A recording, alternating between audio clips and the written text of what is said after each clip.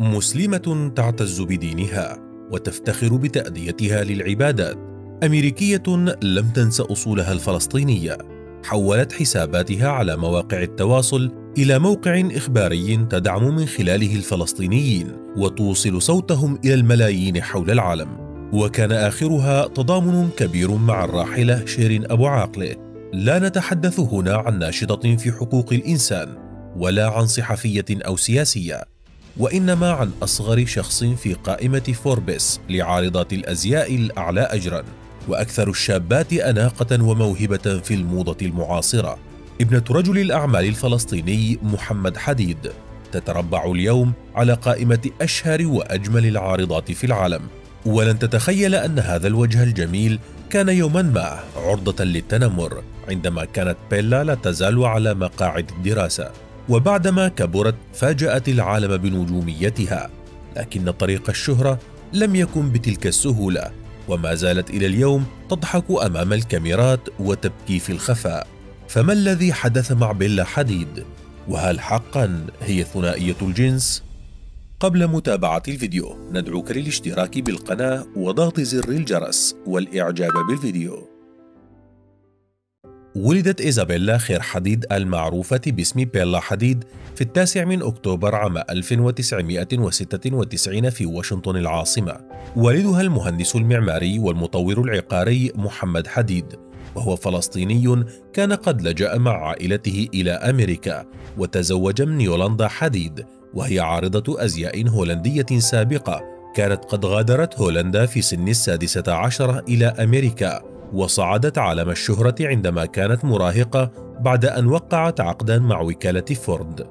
نشأت بيلا مع أختها الكبرى جيجي وأخيها الأصغر أنور، وكلاهما يعملان في مجال عروض الأزياء.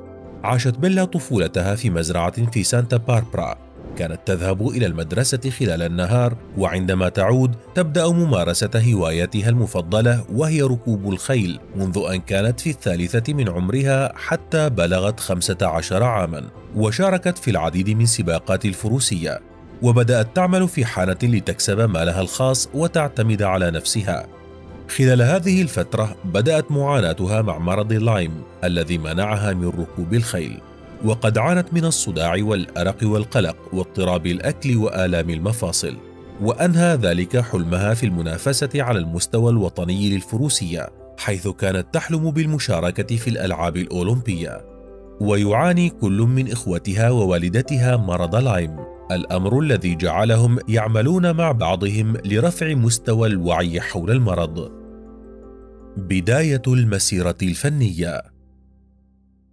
بعد تخرج بيلا من المدرسة الثانوية غادرت إلى كاليفورنيا لدراسة التصوير في مدرسة بارسونز في مدينة نيويورك.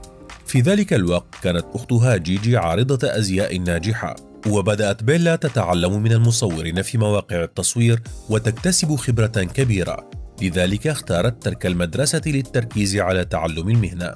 في عام 2014 وقعت عقدا مع IMG موديلز، وظهرت لأول مرة على المدرج في أسبوع الموضة في نيويورك، وسارت مرة أخرى في وقت لاحق من ذلك العام في لوس أنجلوس مع توم فورد ليرتفع نجمها بسرعة وخلال أشهر فقط.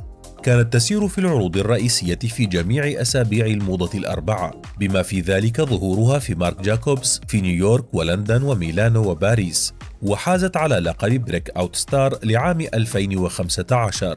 في عام 2016 واصلت بيلا إذهال عالم الموضة بمشيتها الرشيقة وجمالها المذهل، وشاركت في عشرات العروض وحجزت العديد من أغلفة المجلات والحملات، كما شاركت في عروض لا حصر لها لمصممين مثل مارك جاكوبس وموسكينو وشانيل. حصلت بيلا أيضا على فرصة لتحقيق حلمها، وذلك من خلال المشي في عرض أزياء فيكتوريا سيكريت السنوي. وعلى الرغم من أنها هي وجيجي أختها تعملان في نفس المجال، إلا أنه لا يوجد تنافس بينهما، ويدعمان بعضهما من أجل أن يكونا في القمة معا. ومن الأمور الغريبة التي قامت بها بيلا هي صبغ شعرها باللون البني، وفعلت ذلك لتميز نفسها عن أختها جيجي، فكلاهما تمتلكان لون شعر واحد. وتعد هي وشقيقتها من أكثر العارضات شهرة والأكثر ربحا في العالم. ففي عام 2017 حصلت بيلا على 6,500,000 دولار، وبعدها بعام تمكنت من جني 8,500,000 دولار. كان هذا كافيا لتصبح ثامن أعلى عارضات الأزياء أجرا على هذا الكوكب. دموع وعلاقات مؤذية.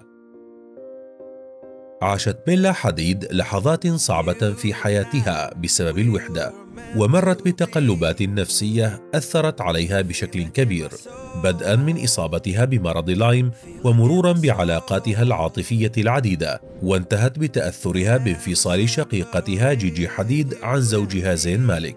ولأجل ذلك أخذت ذات مرة استراحة مؤقتة من وسائل التواصل الاجتماعي من أجل صحتها النفسية، وعندما عادت نشرت صورة لها وهي تبكي، وتحدثت عن التأثير السلبي لعلاقاتها ومحاولتها الدائمة لإرضاء الناس على حساب صحتها.